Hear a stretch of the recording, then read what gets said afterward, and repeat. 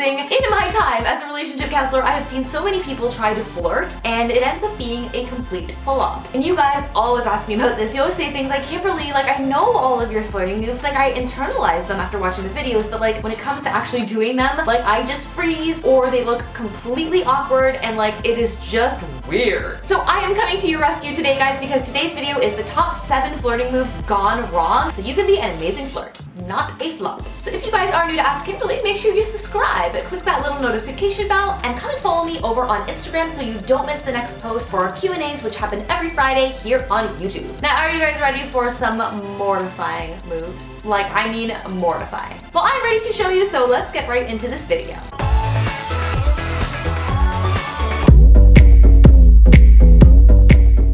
Number 1 is Touchy McGee. If you are a regular subscriber, you know that light touch constitutes good flirting. But there is such a thing as touching too much. Trying to flirtatiously touch someone, but you do it too much or you do it the wrong way can come across as needy and desperate and overbearing, and also like you're invading their personal space. This can actually make the other person feel like they need to get away from you immediately, which is not good if the person you're flirting with is your crush. It's all about timing. The only thing that makes it feel natural is that the touch is happening within the context of the conversation. Like, oh my gosh, you're actually so funny. Or, oh my god, you need to show me that magic trick again. So when you touch someone's arm in this way, it makes sense in the context of the conversation, and it totally sets the stage for them feeling comfortable to touch you back. Number 2 is the bend and crap. Now we all know how the bend and snap is a seriously sexy move, and yes guys, that collab with Rachel David is still coming. I promise you. A video called How to Bend and Snap is coming out, but I have seen a million zillion people do the bend and snap wrong or tell me like, I can't bend and snap. No way, Kimberly, I can't do it. My answer to you is, yes you can. Yes you can bend and snap. Everybody, I promise you, can bend and snap. You can do it. In my opinion, the only thing that can ruin the bend and snap, that can ruin it, is your confidence. And I've seen this happen so many times where someone like goes to do a full-on bend and snap and then it's like they freeze or they lose their confidence halfway through, and then they're looking around like, oh crap, what did I just do? Then it's even worse because you haven't followed through with the bend and snap confidently and you're looking around being like, oh my god, I'm so embarrassed, let me go hide right now. That's why it's called the bend and crap. That's why if you want to execute the bend and snap perfectly, you do have to practice, but when you go for it, like you actually have to go for it. Like there's no half-ass in the bend and snap, my guys. Seriously. So next time you're going for it, like pretend there's like a little Kimberly in your head being like, go girl, you can do it. Do that bend and snap. Seriously, do it.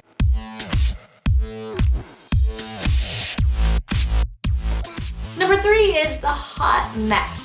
Ugh. Now, many articles and magazines out there are going to tell you that if you want to flirt effectively, you have to take off layers of clothing and kind of like hold your drink like this and like bite on it or bite on the straw. Obviously, we are Ask Kimberly girls and we don't do that here. At least not intentionally, but you know guys, every once in a while it's hot outside, we're showing a lot of skin, or maybe we're feeling like super playful, we're biting on our straw. But if this goes on too much, it can become very obvious and just like more sloppy than sexy. When you flirt, you want someone to know that you're confident and capable and like you know what you're doing. Like there's intent behind it. The way that you don't want to make them feel is that you would just flirt with anybody because you're in such a hot mess state and like things are going so well that it just like doesn't really matter who the person is. No, you want that person you're flirting with to feel special. So keep yourself composed, and if you are going to do like a little biting of the straw or cup, like you can totally do that, but keep it super subtle.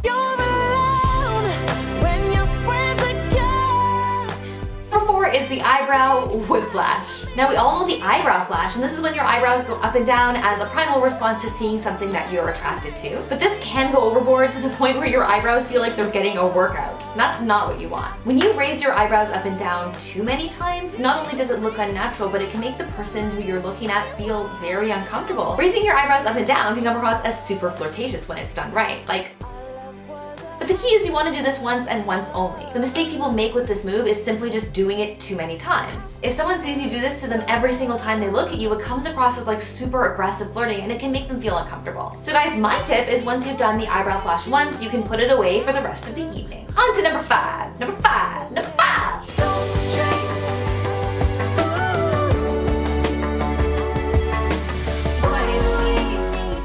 Number 5 is Snapchat ghastly. Sending somebody a sexy snap or a subtly sexy snap can be a super cute, super sexy way to flirt. But I strongly recommend that you think about this before you do it. And good sexy snaps, I would say, are like usually strategically planned, but we've all been in a situation where like we've been out all night, maybe we don't really look our best, but we're so tempted to get something back from our crush that we send them a snap like kind of in a very tired state, without really realizing its impact until we wake up the next morning and see what we've done. Oh my gosh. Have you guys been there before? Have you ever sent like a Snapchat ghastly and you're like, oh my god, what did I do? What did I do? And like it's there and like either it's on your story or you've seen that they've opened it and it's just like absolutely heartbreaking to you because you're like, why did I do that? And the only way that you can avoid Snapchat ghastly is to just not do it in the first place. So next time you're in this situation and you just kind of like really want to snap back from your crush, but you're not in a place where you really want to take a selfie or where you feel like you're gonna look your best, just don't do it. You don't have to do it. Like wait until the moment is right. You don't need an immediate response.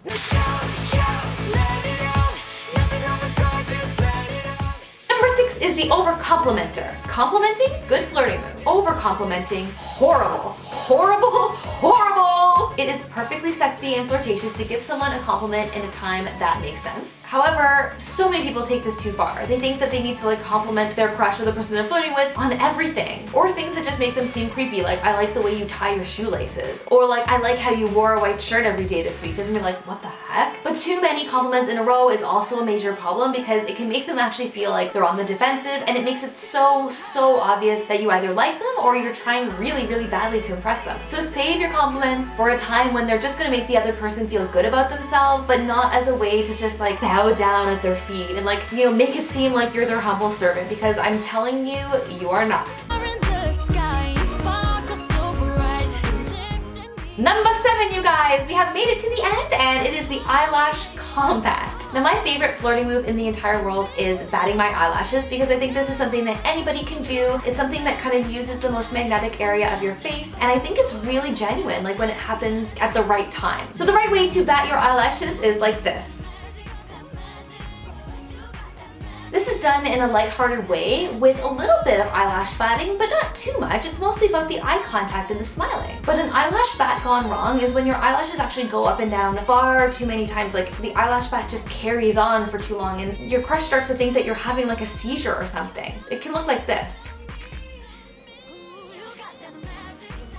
Just focus on the person that you're flirting with and make really good eye contact with them. Just focus on that. Allow the eyelash bat to just happen on its own because you're feeling like overwhelmed or like in tune with what's going on with them. This doesn't have to be like a robotic mechanical thing. It shouldn't be at all. It should just be like a natural thing that happens when you're talking to them. I think that good flirting comes so much more naturally when you're like in a relaxed mood, when you're feeling really playful, when you're out there to be a little bit bad and have some fun. The moves kind of take care of themselves. So if you're having trouble flirting, the best advice I have is to just like put yourself in a really good mood, feel confident, don't worry so much about the moves themselves, just let the flirting kind of happen naturally. So guys, if you love this video, give it a huge thumbs up. Obviously make sure you are subscribed to this channel, click the notification bell and all that jazz. Of course, make sure you're following me on Instagram so that you don't miss the post for our next live Q&A every Friday here on YouTube. They're so much fun, and I love you guys. I'll see you next time for another video on relationships. Bye!